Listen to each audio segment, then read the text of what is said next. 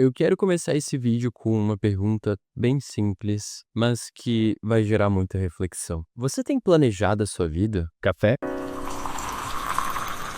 Quando a gente fala sobre planejar a vida, vem muitas coisas na cabeça. Muitas vezes sentimentos relacionados à ansiedade, como eu falei ali no início. E é aquela etapazinha que faz a gente pensar e perceber que nós já estamos num ponto da vida em que a gente é autossuficiente para conseguir tomar as nossas próprias decisões e planejar o nosso próprio futuro. Fato é que é aí que a gente percebe que a gente é adulto. E aí quando as coisas começam a ficar um pouquinho assustadoras. Porque normalmente esse tipo de pensamento começa a surgir ali entre os 18 e os 20 anos de idade. Quando a gente começa a pensar, cara, aonde eu quero estar com 30 anos de idade, com 40 anos de idade? O que eu tenho feito para ser uma pessoa bem-sucedida na vida daqui a 10 anos? O que é ser uma pessoa bem-sucedida para mim? Porque o que é ser bem-sucedido para mim é diferente do que é ser bem-sucedido para você. Que tipo de planejamento eu quero fazer? Que carreira eu quero seguir? Com quem eu quero estar? Aonde eu quero estar morando? Todos esses pensamentos são questões que batem muito na minha cabeça. Hoje, graças a Deus, eu tenho tudo mais ou menos encaminhado, mas é uma luta. Sinceramente, é uma luta. E antes da gente chegar nesse tipo de pensamento, eu quero falar algumas coisinhas para vocês que são importantes, até para aliviar essa questão de ansiedade. Se você recém chegou nos seus 18 anos e tem até ali os 22, 23 anos, você provavelmente está numa fase de curtição onde você não está pensando muito no seu eu profissional ao longo prazo. Se você já tá nos 22, 23 anos, essa questão já começa a bater na sua cabeça com um pouquinho mais de força. Mas quando você tá nos 18, 19 anos, essa questão bate em você de uma maneira diferente. Ela vem muito mais como uma cobrança dos seus pais, provavelmente, ou dos seus responsáveis, ou das pessoas ao redor, do que de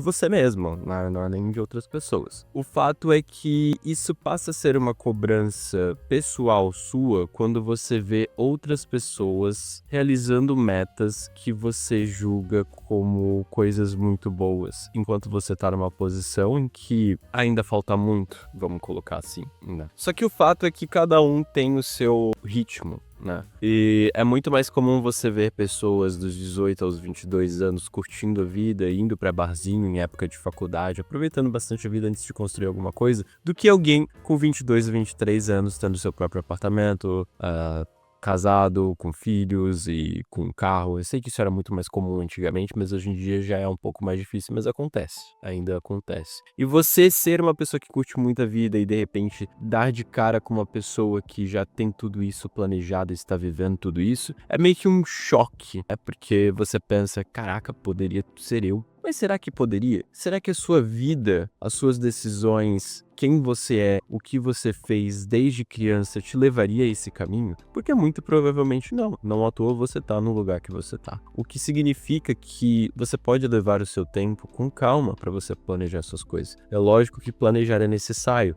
mas curtir também é. E se você tem dos 18 aos 22, 23 anos, não se cobre muito sobre isso. Faça sim a sua faculdade, tenha ideias, mas não cobre um sucesso que, honestamente, nos dias de hoje, é um pouco difícil de acontecer nessa idade. É isso que eu quero dizer. Então, é importante você curtir a vida, é importante você aproveitar tudo isso, porque pode doer o que eu vou dizer, mas conforme você vai envelhecendo, esse tipo de curtição fica muito mais difícil de acontecer, porque você tem novas metas, novos objetivos, novas responsabilidades, e não dá pra simplesmente sair pra um barzinho numa quinta-feira se você quiser e tá tudo bem.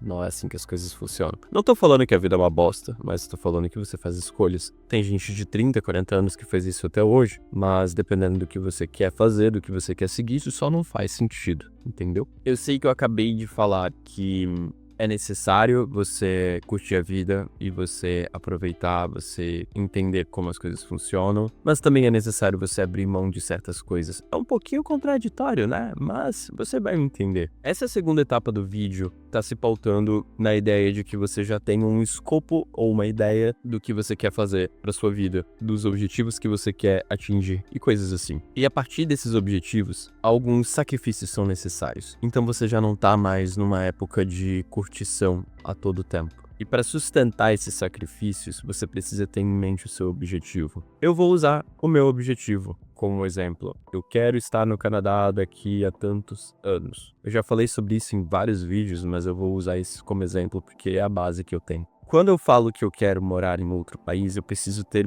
isso muito em mente, frisar isso muito na minha cabeça, senão eu me perco do meu objetivo. O que eu quero dizer com isso? Muitos dos meus amigos, muitas das pessoas que eu conheço, muitas das pessoas que estão na minha idade, estão aproveitando a vida de uma maneira da qual eu estaria aproveitando se eu não tivesse esse objetivo na cabeça. O que eu quero dizer? Barzinho todo fim de semana, gastar muito dinheiro com álcool, coisas que eu fazia até pouco tempo atrás, mas que hoje eu faço com um pouco mais de cautela. Porque se você tem esse objetivo em mente, gravado na sua cabeça, você automaticamente vai fazer alguns desses sacrifícios. Bem como eu falei sobre a questão do carro. Poxa, eu queria comprar um carro. Seria algo que eu poderia fazer, mas eu não posso fazer se eu quiser sair do país no ano X. Então, certos sacrifícios são necessários para você cumprir a sua missão. Só que você não vê como um sacrifício a partir do momento em que você tem como objetivo na cabeça algo que está frisado há muito tempo. Você vê muito mais como um investimento. E aí, a gente vai chegar na etapa mais legal de todo esse processo. As nossas metas são o que nos mantém vivos, é o que nos torna especiais, é o que